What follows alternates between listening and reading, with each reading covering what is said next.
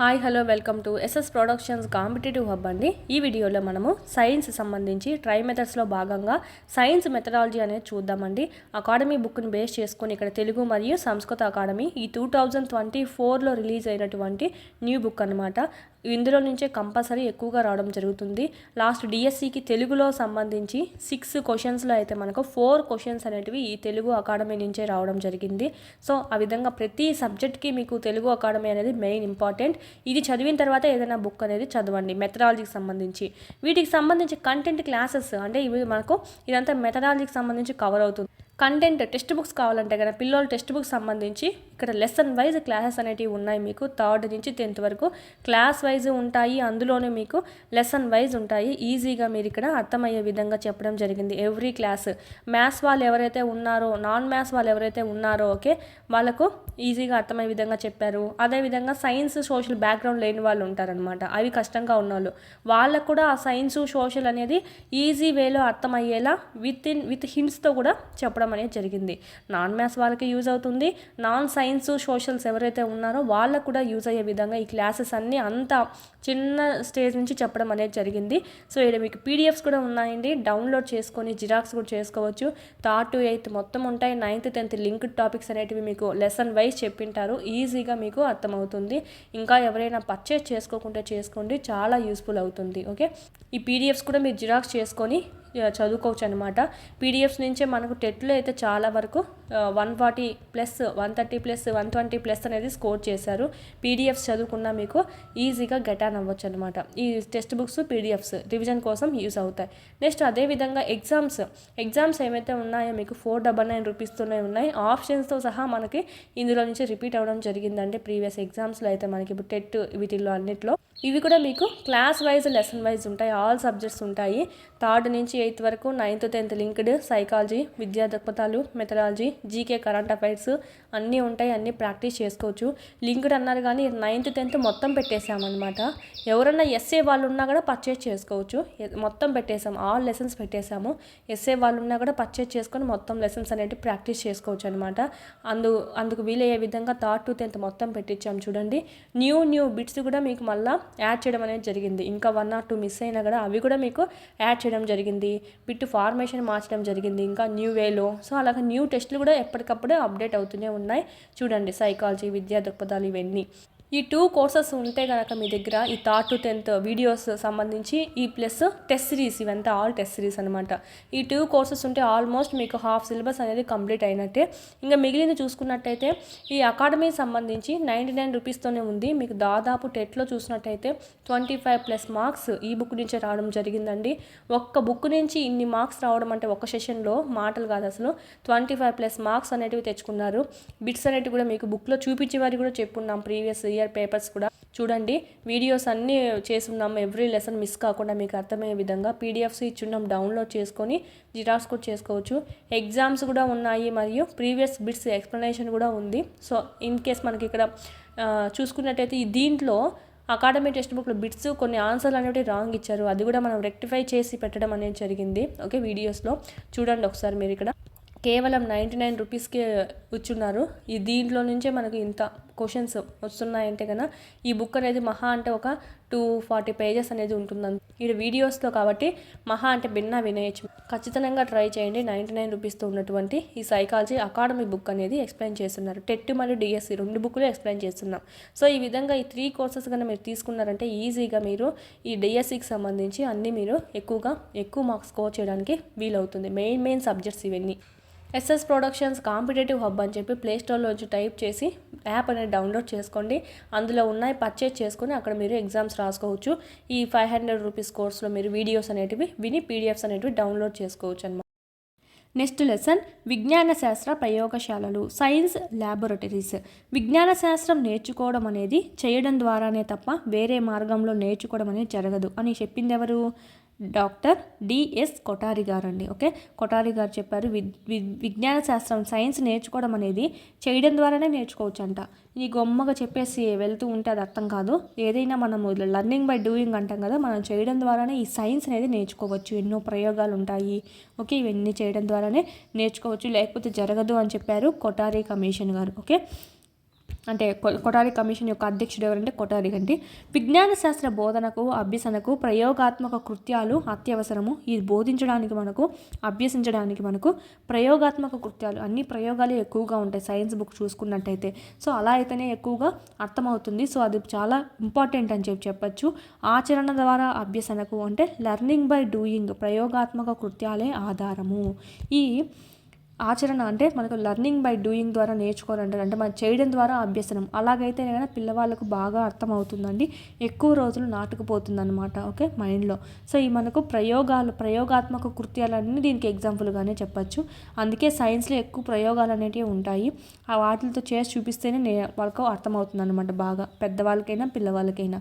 ప్రయోగశాల అంటే విద్యార్థులు సామూహికంగా కానీ అంటే ఒక గ్రూప్గా కానీ ఒక్కొక్కరు కానీ అంటే సింగిల్గా కానీ ప్రయోగాలు జరుపుకోవడానికి ఉపకరించే సామాగ్రి పరికరాలతో కూడినటువంటి గదినే ప్రయోగశాల అంటామండి. ల్యాబొరేటరీస్ అంటాము. వీళ్ళు గ్రూప్గా అయినా చేయొచ్చు, సింగిల్గా అయినా చేయొచ్చు. వాటికి అవసరమయ్యేటువంటి పరికరాలు ఆ సామాగ్రి అంతా మనకు ఆ రూమ్లో ఉంటుందన్నమాట. దాన్నే మనం ల్యాబొరేటరీ అంటాం. సైన్స్కి సంబంధించి ఉంటాయి కాబట్టి సైన్స్ ల్యాబొరేటరీ. మ్యాథ్స్కి సంబంధించి ఉంటే మ్యాథమెటికల్ క్లబ్ అంటాం, మ్యాథమెటికల్ ల్యాబొరేటరీ. ఓకే, సోషల్కి ఏం లేవులేండి. నెక్స్ట్ బయాలజీ కూడా ఉంటాయి కదా, సో అది మనకు ల్యాబొరేటరీస్ అని అంటాం వాటిని కూడా. నెక్స్ట్ ప్రయోగాలకు ప్రదర్శనలకు విజ్ఞాన సంఘ కార్యక్రమాలకు ఉపయోగపడే విధంగా బహుముఖ ప్రయోజనకారిగా ఈ ప్రయోగశాల అనేది ఉండాలన్నమాట. ప్రయోగాలు చేయడానికి ఉండాలి, ఏదైనా లెసన్ గురించి ప్రదర్శన ఇవ్వడానికి ఉండాలి, విజ్ఞాన సంఘ కార్యక్రమాలు నిర్వహించడానికి కూడా యూజ్ అయ్యే విధంగా ఉండాలన్నమాట ఈ ల్యాబొరేటరీస్ అనేటివి. ఉపన్యాస గది ప్రయోగశాల ఫస్ట్ వన్ చూద్దాం. మనకు ఉపన్యాస గది సగభాగం తరగతి గదిగా అంటే సగభాగం ప్రయోగశాలగా అంటే 40 మందికి 20 మందికి ఇలాగా ఉపయోగపడేలా పొదుపుతో కూడిన ఈ ఉన్నత పాఠశాల ప్రయోగశాలను డాక్టర్ ఆర్హెచ్ వైట్ హౌస్ సూచించారనమాట. ఈ ప్రయోగశాలను సూచించింది ఎవరు అసలు? White house, RH white house. సగభాగం తరగతి గదిగా ఉండాలి, సగభాగం ప్రయోగశాలగా ఉపయోగపడేలా పొదుపుతో కూడిన ఈ ఉన్నత పాఠశాల ప్రయోగశాలనే మనకి ఇక్కడ ఈయన సూచించాడు. సిమెంట్ నేల కలిగిన ఈ ప్రయోగశాల వైశాల్యం అనేది ఎలా ఉండాలి? 45x25 అడుగులు అనేటివి ఉండాలన్నమాట. Length breath. ఓకేనా, 45x25. ఓకే, ఇది మనకు ఇంపార్టెంట్ అండి. సైన్స్ ప్రయోగశాలకు ఉండాల్సిన లక్షణాల్లో కానిది ఏది అని ఇస్తాడండి. సిమెంట్ నేల కలిగిన ఈ ప్రయోగశాల వైశాల్యం అంటే ఎంత కలిగి ఉండాలి? సిమెంట్ నేల కలిగి వైశాల్యం 45x25 ఫీట్స్ అడుగులు కలిగి ఉండాలి. గోడ యొక్క మందం ఎలా ఉండాలంటే 1.5 అడుగులు మందం అనేది ఉండాలి. ఓకే, ఇంపార్టెంట్ చూసుకోవాలి. కిటికీల పరిమాణం ఏ విధంగా ఉండాలి? ఓకే, 6x4 అండి. ఇది కూడా లెంత్ బ్రెత్. భూమి నుంచి 3 అడుగులు ఎత్తులో ఉండాలన్నమాట. ఓకేనా, ఇది భూమి కదా, సో భూమి నుంచి 3 అడుగులు ఎత్తులో ఉండాలంట. అది కూడా 6x4. ఓకే, 6x4లో ఉండాలి. బయటకు తెరుచుకునే విధంగా ఉండాలన్నమాట. కిటికీలు బయటకు తెరుచుకునే విధంగా ఉండాలి.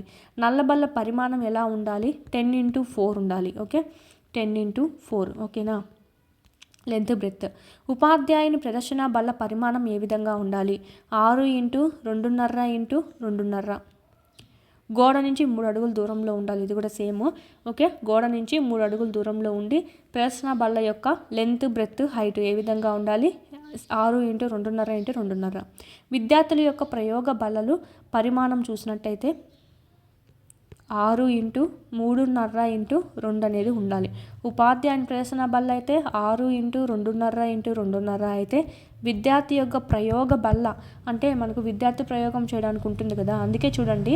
ఎందుకంటే విద్యార్థి ఏమంత హైట్ ఉండదు కదా, చిన్నపిల్లలు ఉంటారు చాలామంది, అంటే హైట్ తక్కువ ఉంటారు టీచర్ కన్నా. సో అలాంటి వాళ్ళకు కూడా యూజ్ అయ్యే విధంగా 6x3.5x2. ఈగల నివారణకు 2 లేదా 3% చక్కెర ద్రావణంలో ఫార్మలిన్ అనేది వాడాలన్నమాట, ఈగలు రాకుండా. ఓకేనా, 2 లేదా 3 చుక్కలు చక్కెర ద్రావణంలో ఫార్మలిన్ వాడామంటే ఈగలు రాకుండా ఉంటాయి అక్కడ. ఇది మనకు ప్రయోగశాలకు ఉండాల్సినటువంటి భౌతిక లక్షణాలుగా చెప్పచ్చు. ఓకేనా, ఫిజికల్ పరంగా. బహుళ లేదా సర్వ ప్రయోజన ప్రయోగశాల సామాన్య విజ్ఞాన శాస్త్ర లక్ష్యాలకు అనుగుణంగా అధ్యయనం అభ్యాసం రెండూ జరిగే విధంగా రూపొందించబడినవి ఇవి బహుళ లేదా సర్వ ప్రయోజన ప్రయోగశాల. అందుకే చూడండి బహుళ అన్నారు, మల్టీ. అధ్యయనం చేయడానికి మరియు అభ్యాసం చేయడానికి 2 విధాలుగాను యూజ్ అవ్వాలి. వీటిలో ప్రత్యేక సబ్జెక్టుల బోధనకు అవకాశం అనేది తక్కువ అన్నమాట. 40x25. Okay, length breath. అడుగుల కొలతల గల ప్రయోగశాలను ఆనుకొని సామాగ్రి నిల్వకు ప్రయోగ తయారీకి ప్రత్యేక గది 7x25 అడుగుల కొలతలతో ఉండాలన్నమాట. ఇది మామూలుగా ప్రయోగశాల గది అండి. దీన్ని ఆనుకొనే ప్రయోగ తయారీకి ప్రత్యేక గది అనేది ఉండాలి. ఆ గది ఎంత 7x25. ఓకే, సామాగ్రిని నిల్వ చేయడానికి మరియు ప్రయోగ తయారీకి. ఇది మామూలుగా ప్రయోగశాల గది పెద్దగా ఉంటుంది. దీన్ని ఆనుకొని సామాగ్రి నిల్వ చేయడానికి ప్రయోగాన్ని తయారు చేయడానికి ప్రత్యేక గది 7x25 అడుగులతో ఉండాలి. ఇంపార్టెంట్ చూసుకోండి. అంటే ప్రయోగశాల మొత్తం వైశాల్యం ఎంత ఉండాలి, వాల్యూమ్ అనేది ఏరియా అనేది 47x25 అనేది ఉండాలి. ఇది 42 మంది విద్యార్థులకు సరిపోతుంది అనమాట. ఇంత వైశాల్యం కలిగి ఉంటే, ఇంత ఏరియా కలిగి ఉంటే, length into breadth. Okay, 47x25. ఇందులో ఎంతమంది పిల్లవాళ్ళ ప్రయోగాలు చేయొచ్చు? 42 మంది. 6x4x8 కొలతలు గల 2 ద్వారాలు ఉండాలి. 6x4 కొలతలు గల 4 కిటికీలు ఉండాలి. వెలుపలికి తెరుచుకునే విధంగా ఉండాలి అవి కూడా. ఓకేనా, ఇది మనకు కంపల్సరీ అనమాట. ఈ కొలతలు అనేటివి, కిటికీలు అనేటివి అయితే కంపల్సరీ. ఎందుకంటే ఏమైనా మిస్యూజ్ జరిగినా కదా, ఓకే, మనిషి పట్టేమాయన వెళ్ళేమాయన కూడా ఉండాలన్నమాట. ప్లస్ అవి వెలుపలికి తెచ్చుకొని ఉండాలి, ఆ గ్యాస్ అంతా బయటికి పోవడానికి. నెక్స్ట్ థర్డ్, ఉపన్యాస ప్రయోగశాల. యునెస్కో ప్లానింగ్ కమిషన్ సూచనల ఆధారంగా 1964లో మాధ్యమిక పాఠశాల శాస్త్రీయ విద్యా ప్యానెల్ ఈ ప్రయోగశాలను రూపొందించిందనమాట. ఇది ఇంపార్టెంట్ చూడండి. ఎక్కడ ఉండాలి అంటే నేల అంతస్తులో. ఓకే, నేల అంతస్తులో పాఠశాల భవనానికి చివరన ఉండాలి. ఓకేనా, అది కూడా ఎక్కడ? ఉత్తర దక్షిణాభిముఖంగా ఉండాలి. నేల అంతస్తులో అంటే గ్రౌండ్ ఫ్లోర్లో, పాఠశాల భవనానికి చివరగా ఉండాలా, ఉత్తర దక్షిణ ముఖంగా ఉండాలా. ఎవరి సూచనల ఆధారంగా ఇదంటే మనకు యునెస్కో ప్లానింగ్ కమిషన్ సూచనల ఆధారంగా అండి 1964లో మాధ్యమిక పాఠశాలల శాస్త్రీయ విద్యా ప్యానెల్ ఈ ప్రయోగశాలను రూపొందించింది. ఎవరు రూపొందించారంటే ఇది మనకు. ఓకే, ఇది ఇలా ఉండాలి. నెక్స్ట్ ఇక్కడ మనకి 825 చదరపు అడుగుల ప్రయోగశాల అనేది ఉండాలా. ఇది మనకు 42 మందికి సరిపోయే విధంగా ఉంటుంది. మరియు 490 చదరపు అడుగుల వైశాల్యం గల మరొక ప్రయోగశాల ఉండాలా. అంటే అదనపు విద్యార్థులకు సరిపోతుంది అనమాట 40 కన్నా పైన. ఇది ల్యాబ్ బి అని చెప్పచ్చు. ఈ రెండింటికి వీటికి మధ్యలో 160 చదరపు కిలోమీటర్ల వైశాల్యం గల నిల్వ సన్నాహక గది అనేది నిర్వహించాలి. అంటే నిల్వ చేసుకునే గది. సన్నాహ అంటే అక్కడ కూర్చొని రెడీ అవ్వడానికి, మిగతావన్నీ ఎలా ప్రాసెస్ అని రాసుకోవడానికి అన్నీ ఉంటాయి కదా. సో వాటన్నిటికీ ఒక గది అనేది ఉండాలి. సో ఈ రెండింటి మధ్యలో ఉండడం అనేది జరగాలంట. ఓకే, ఇది ల్యాబ్ ఏలో మనకి రసాయన ప్రయోగాలు జరుగుతాయి. అంటే ల్యాబ్ ఏ ఉంది కదా 825, ఇదైతే రసాయన ప్రయోగాలు. ల్యాబ్ బిలో అయితే భౌతిక శాస్త్ర జీవశాస్త్ర ప్రయోగాలు నిర్వహించవచ్చు. ల్యాబ్ ఏలో అయితే 825 చదరపు మీటర్లు అన్నాం కదా, దాంట్లో అయితే రసాయన ప్రయోగాలు 490 అని ఉంది కదా. సో చదరపు వైశాల్యం అయితే దాంట్లో అయితే మనకు ఫిజిక్స్ బయాలజీకి సంబంధించి 7 అంగుళాల ఎత్తుగల ప్లాట్ఫామ్ మీద 8x6x2.9 అడుగుల ఉపాధ్యాయుని బల్లకు సింకు గ్యాస్ లైట్లను అమర్చాలను. ఉపాధ్యాయుని యొక్క బల్ల పొడవండి ఇది మనకు. పొడవు వెడల్పు మందం 8x6x2.9 ఉండాలి ఉపాధ్యాయుని బల్ల. అది కూడా మనకి ఎత్తుగల ప్లాట్ఫామ్ మీద అండి. ఎందుకంటే ఆడ ప్రయోగం చేసి చూపిస్తే కింద ఉన్న విద్యార్థులకు అంతా కనిపించాలి కాబట్టి. ఓకే, అది కూడా ఎత్తు చూడండి 7 అంగుళాలు ఎత్తుగల ప్లాట్ఫామ్ అనమాట. ఈ విధంగా ఉండాలి. దీని మీద మళ్ళీ బల్ల ఉండాలి. ఇది ఎంత 8x2.6x2.9. ఇదైతే 7 అంగుళాలు ఎత్తు అనేది ఉండాలి. ఇది మనకి వెనకాల బోర్డు కూడా ఉంటుంది. ఉపాధ్యాయుని బల్ల. ఇక్కడ మళ్ళీ మనకు సింక్ ఉండాలా, గ్యాస్ లైట్ కూడా అమర్చబడి ఉండాలంట. ఆకుపచ్చ లేదా ముదురు గోధుమ రంగు రాత బల్లను 8x3 పరిమాణంలో గోడకు అమర్చాలి. ఆకుపచ్చ లేదంటే ముదురు గోధుమ రంగు. ఓకేనా, ఈ బల్ల అనేది ఉండాలా. పరిమాణం 8x3. ఉపాధ్యాయుడు ప్రతి ప్రయోగం పక్కన 6x4 సైజులో సూచనా కార్డులు పొందుపరచాలా. దాని ఆధారంగా విద్యార్థులు ప్రయోగాన్ని సులభంగా పూర్తి చేస్తారనమాట. అంటే ఏ విధంగా చేయాలి, ఫస్ట్ స్టెప్ ఏంటి, సెకండ్ స్టెప్ ఏంటి, అదంతా సూచన అని చెప్తాం. సూచనా కార్డు అది కూడా ఉండాలన్నమాట. తద్వారా పిల్లవాడు చూసి చేస్తాడు ఏ విధంగా అనేది. ఇది మనకు ప్రయోగశాలకు సంబంధించి ఇది వీళ్ళు సూచించారనమాట. 1964లో మాధ్యమిక పాఠశాల శాస్త్రీయ విద్యా ప్యానెల్ ఈ ప్రయోగశాలను రూపొందించింది. ఈ విధంగా ఉండాలి అని. నెక్స్ట్, వివిధ రిజిస్టర్ల నిర్వహణ. ప్రయోగశాలలో సాధారణంగా నిర్వహించే రిజిస్టర్లను కింద ఇచ్చారనమాట. వస్తు ప్రవేశ రిజిస్టర్. ఓకేనా, యాక్సెషన్ రిజిస్టర్. వస్తు ప్రవేశాన్ని చూడండి. అంటే వస్తువు ప్రవేశించిన వెంటనే, అంటే వస్తువును కొన్న వెంటనే ఆ వస్తువు పేరు, కొన్న తేదీ, దాని కాస్ట్ ఎంత, వస్తువులు ఎన్ని కొన్నావు సంఖ్య, మొత్తం ఖరీదు ఎంత అయింది, అలాంటివన్నీ మనము దాంట్లో పొందుపరుస్తామన్నమాట. దాన్నే మనం వస్తు ప్రవేశ రిజిస్టర్ అని చెప్తాము.